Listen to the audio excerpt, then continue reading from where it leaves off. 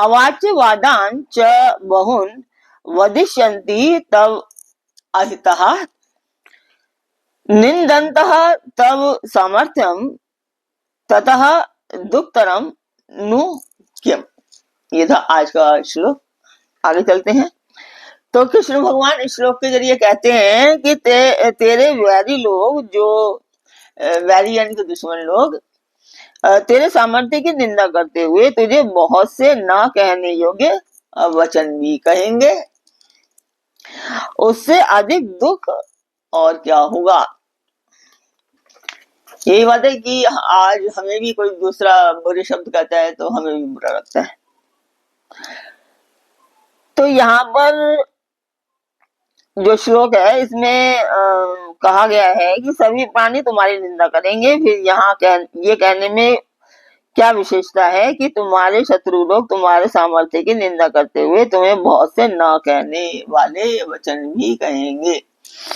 तो इसमें कृष्ण भगवान ने कहा है कि सर्वसाधारण के द्वारा सदा की जाने वाली निंदा का वर्णन है इसमें, इस श्लोक में। और यहाँ दुर्योधन आदि शत्रुओं पर मुंह पर कहे जाने वाले निंदा युक्त दुर्वचनों की बात है। आपने जो आता था महाभारत, उसमें भी देखा होगा कि दुर्योधन सामने ही बेइज्जती कर दिया करता था।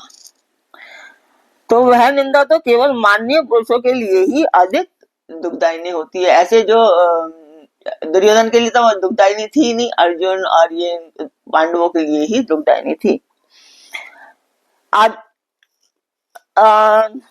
माननीय पुरुषों के लिए ही अधिक दुखदायी होती है, सबके लिए नहीं। यानी कि मना कर रहे हैं कि कौरवों के लिए नहीं, किंतु अपने मुंह पर शत्रुओं के दुर्वचनों को सुनकर तो साधारण मनुष्य को भी भयंकर दुख होता है। इसलिए भगवान का कहना है कि केवल जगत में तुम्हारी निंदा होगी और तुम्हें जो अब तक बड़ा शूरवीर मानते थे वे तुम्हें कायर समझने लगेंगे। इतनी ही बात नहीं है, किंतु उनमें से जो तुम्हारा अहित चाहते हैं, तुम्हारी हानि से जिनको हर्ष होता है, वे तुम्हारे बैरी दुर्योधन आदि तुम्हारे बल पराक्रम और युद्ध कौशल आदि की निंदा करते हुए तुम पर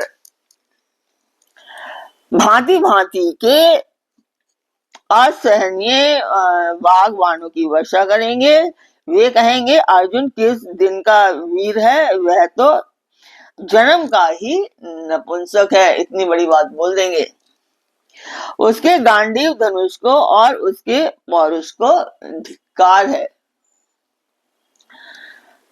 तो यहाँ पे है कि इससे बड़ा दुख तो और क्या ही होगा अर्जुन के लिए। तो इससे भगवान ने कहा है कि इस जो घटना के परिणाम को महान दुख में सिद्ध किया है। अभिप्राय है कि इससे बढ़कर दुख तुम्हारे लिए क्या होगा। अतएव अभी तुम जो युद्ध के त्याग में सुख समझ रहे हो और युद्ध करने में दुख मान रहे हो, यह तुम्हारी भूल है। युद्ध का त्याग करने में ही तुम्हारे लिए सबसे अधिक दुख है और युद्ध करने में तुम्हारे लिए दुख नहीं है। इसलिए आपको युद्ध करना चाहिए। तो आज का पाठ आपको कैसा लगा कमेंट बॉक्स में मुझे अवश्य बताएं। ओम कृष्णाय नमः। सब्सक्राइब कीजिए, लाइक कीजिए और शेयर कीजिए। शेयर करना बिल्कुल ना भूलें।